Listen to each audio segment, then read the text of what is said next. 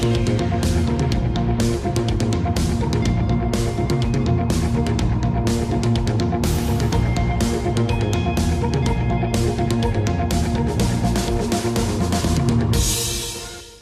welcome to Hartford Public Access, world headquarters of the Whaler Guys. I'm Jerry Irwin, this is Peter Hindle, and here we're back for another episode of the Whaler Guys, and you guys are the brigade. All of us together are bringing this NHL team back, whether those non-believers believe it or not. So what do we tell them, Pete? We tell them to shut your blowhole. That's because right. You listen to us. We're pretty fair. I mean, you may consider us biased, but we are fair to the point that if there was no chance in hell, we would tell you. We would just flat out tell you. But, we keep saying it's a process, and I keep saying that because we could be here a year from now, and maybe some things have changed, but it's not exactly the NHL is going to come back tomorrow, is what we're saying. I don't know if I could take another year with you. Really? That's a good point. Yeah, so that should be our motivating factor. Look at this. We're going to break up on air? We're going to have a breakup on air. On air. All right. But it'll be a joyous breakup here. because the Whalers will be back. Well, yeah, maybe some people don't like us together. And then we can buy beers for each other. Well, that's different. Son of a gun. That's how you bury a hatchet right there. That's how you do it. You do with you a go beer to a Whaler game or an Irish whiskey. Yes, that's right. But again, it's a process, and we still have to wait a little while. That's right. So some NHL news to talk about. The NHL is suing the National Hockey League Players Association to reinstate Dennis Weidman's 20-game suspension. What do you think about that? I think you touch a ref, you deserve everything you get. I mean, it's just not. It's funny. The more and more as sports develop, there's just this common theme where these players seem like they can touch a ref. You can't. You can jaw at them a little bit. Some of the refs are pretty good about it. If you're fair and you're reasonable, just watch what you say. But now that they're touching refs, hitting refs, that's the only balance. There has to be order. It's controlled chaos. Yeah. They need to be out there. They need to uphold the rules, and you shouldn't touch the ref. That should be, you should be suspended indefinitely. Yeah.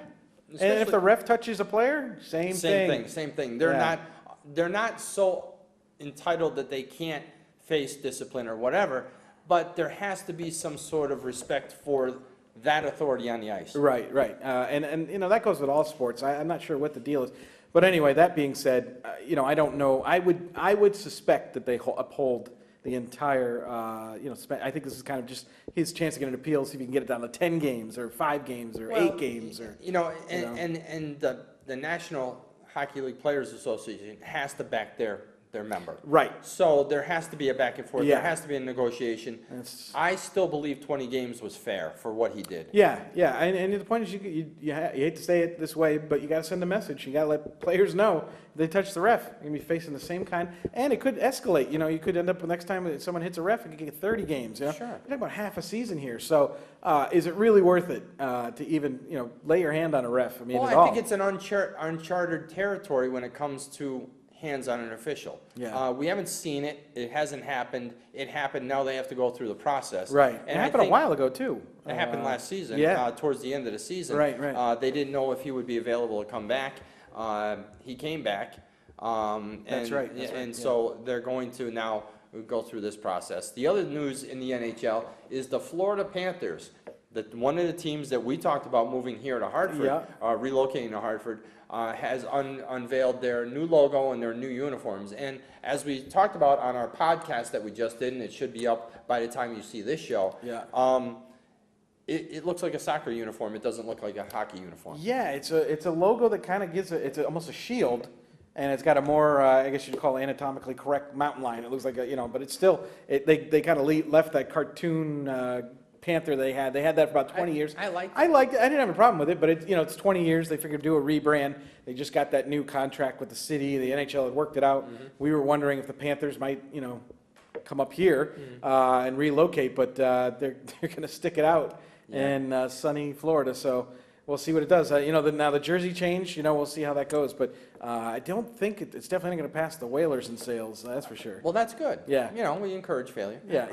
But the other big news is P.A. Parento had a fantastic year. All the Wolfpack fans know P.A. Parento as a fan favorite, a very nice guy. We met him at Vaughn's Public House on a St. Patrick's Day. And we ended up buying each other's rounds. He was a great guy to talk to, and apparently a little Irish because we had a great time with him. Yeah. But he had a fantastic season last year with 20 goals and 43 points overall, with the team best 20 goals, which isn't saying a lot for the Toronto Maple Leafs. But for PA, I'm glad he had a good season. He had second best 43 points. And so he's coming back, and they're looking to sign him as a restricted free agent or unrestricted free agent this year. He's going to ask for more money because he was an offensive threat last year. So it's some bargaining power for him. I hope he gets what he deserves. I hope, and he even said he enjoyed playing in Toronto and he enjoyed seeing where the organization was headed. So to see that from PA Parento, that's a lot of good news for our local Hartford fans that saw him play here in Hartford. Yeah, and we got Carl Hagelin, who's playing with Pittsburgh Penguins.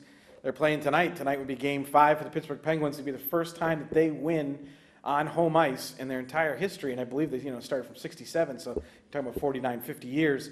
And Carl Hagelin, of course, was on the Connecticut Whale, and he played the end of one season into the next, but he only played like 17 games for the Connecticut Whale, and then he was shot right up to New York, and now he's got a chance to win a Stanley Cup, and boy, I think the Rangers are a little sorry they let him go. They let him go sign with Anaheim, then he got traded to Pittsburgh.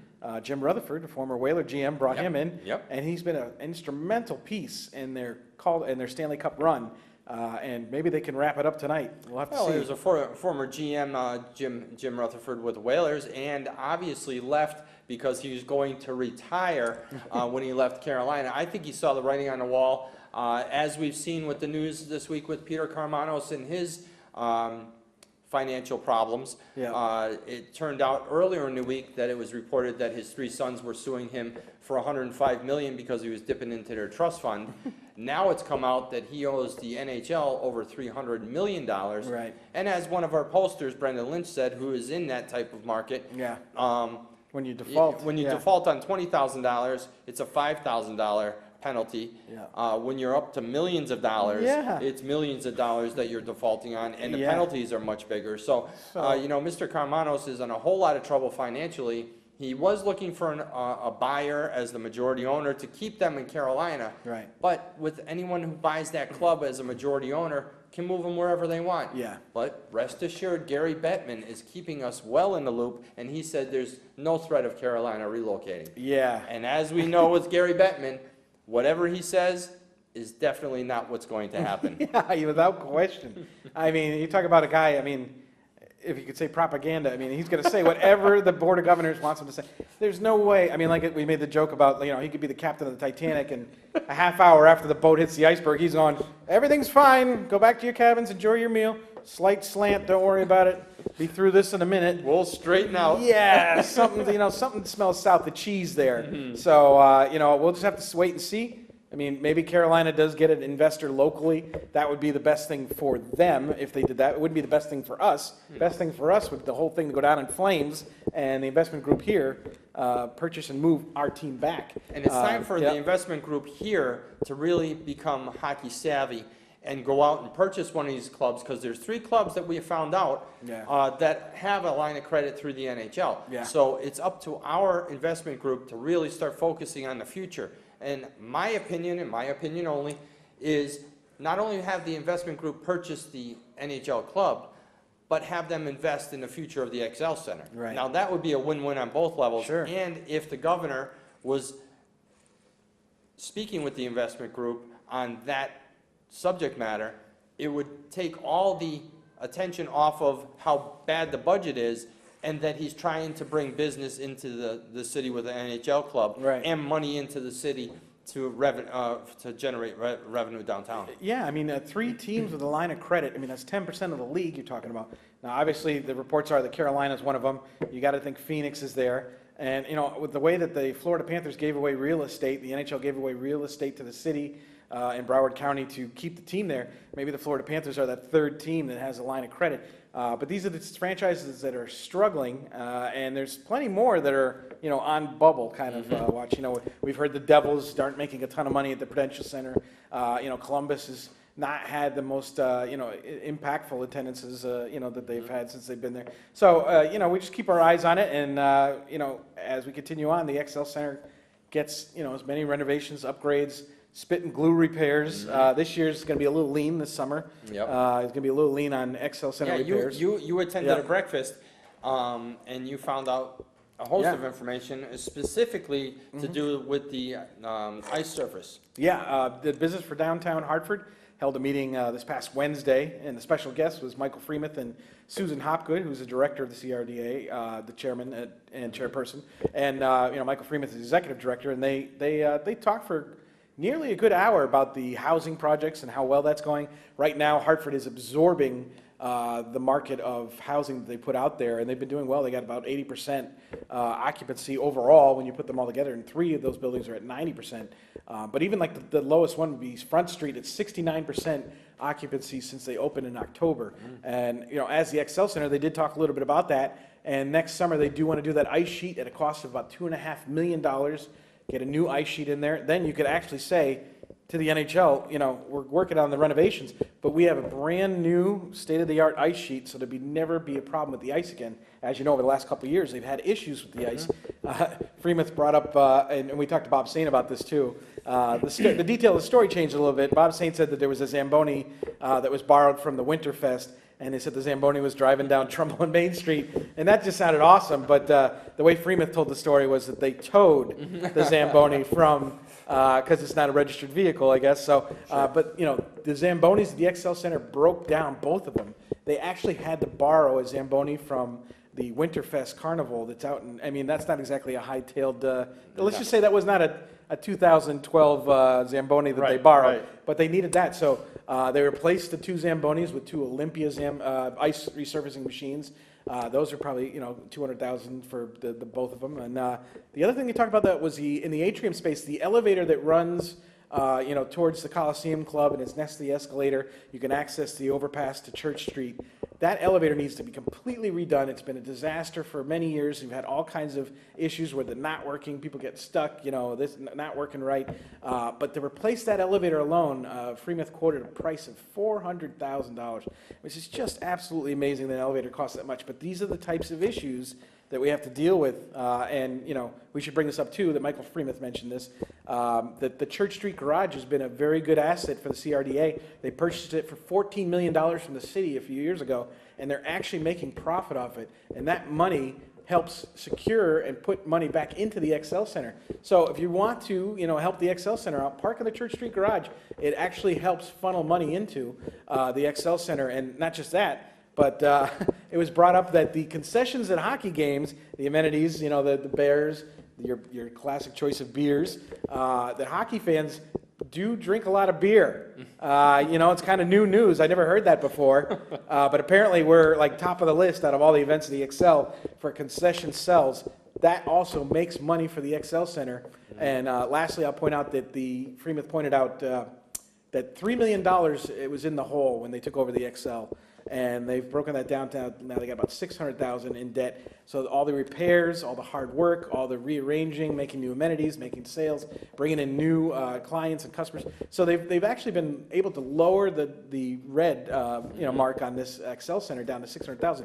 So when people say, why do we need a new XL Center? Well, do you want to throw your tax dollars down a hole? It's like a boat, for crying out loud. You're just throwing it. Or do you want to have them rebuild this XL Center so we have a state-of-the-art arena, whether the NHL comes or not? We'll be ready if a team should, come here. And that's really what we've talked about ever since we started talking about the XL Center renovation is like Bob Saint said, they're taking 3 steps forward, then they have to stop to replace what's breaking down. Right. And it's not little breakdowns. No. The breaker that's $500, like you said, really is a whole panel that costs $15,000. Yeah. So, they're doing what they can with the monies they've been given, and we're hoping that the bonding commission will push more money their way in the upcoming years to get that done.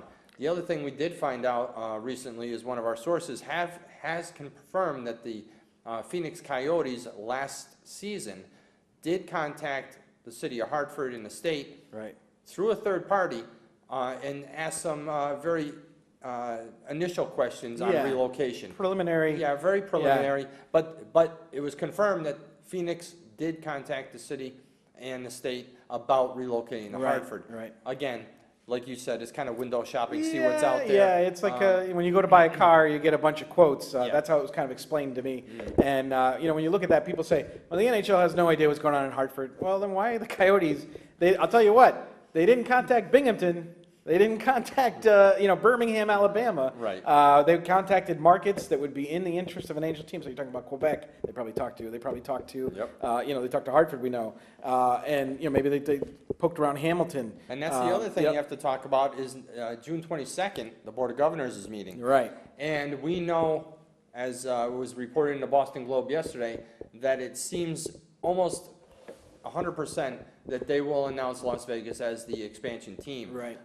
That's going to give $500 million to the NHL as that $500 million application fee, and then to add a team to the league. Unfortunately, it's not Hartford, but again, we don't have enough money for an expansion team. No. We're looking for that relocation team, and hopefully it's a team, like I've said in the past, that we can buy without a lot of debt attached to it. That's got some stuff together that's not falling apart at the seams, but, beggars can't be choosers at the same time, it seems like.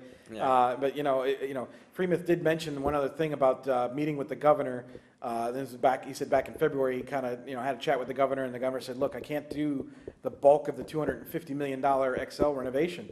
However, I don't want to lose sight of that. I want you to keep moving, fix what you can. So that's what they're doing this summer, is fixing what they can within, they did have a small budget to work with. But the CRDA took an 18% cut in their funding for this season. That includes the convention center, the tennis, down in New Haven, and also the XL Center and the Rentschler Field. So, all those venues, we took a kind of a big hit. So this is kind of a rough year. It's been a big budget crunch. Malloy's has got terrible ratings, and it's been called the worst governor in America at this point. But at least for Whaler fans, we know that he has not dropped the XL Center, and I think him keeping that going shows that he still has interest in bringing an NHL team here, and if not that, making UConn a world-class collegiate, franchise or a team in in Hartford. In a hopefully a long-term tenant. a renovated XL Center, which benefits all of us really. You're not going to go to a piece of crap arena and watch a hockey game.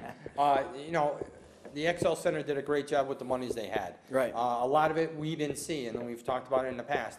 Most of the stuff you didn't see that they had to fix. Yeah, the fan bar looks great. It's exceeding expectations, which is wonderful. Right. But now with the ice pad that they have to do next summer, Right. that will be a major step in the right direction. Yeah, and like I said, it's great because it makes the ice, state of the art. Yeah. The Wolfpack and other players. I play on the XL Center ice with a team, and they've talked about how the ice is just not that good. And we talked to the Zamboni driver. Was it Wayne Knight? Wayne Knight. Yep. And he said, Scoop. Yep. And he says, they're doing the best they can, but the ice gets choppy or gets a little.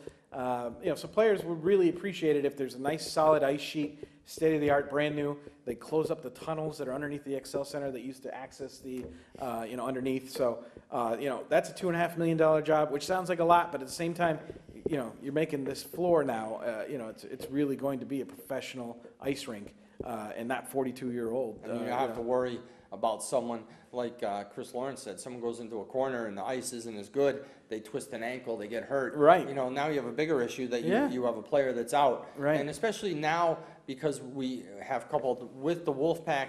You have UConn playing. You have so many more hockey games than you're used to, really. Right. You have 40 nights with the Wolfpack, or 38 or 35, depending, what the schedule's like. Right. And then you add 15, 20 games with UConn hockey. That's 50 games. Yeah. And that's more than that. Yeah, Freemuth brought it up, 55 hockey games this Yeah. past season, including UConn and the Wolfpack. And, and they talk about doing 165 dates this upcoming season.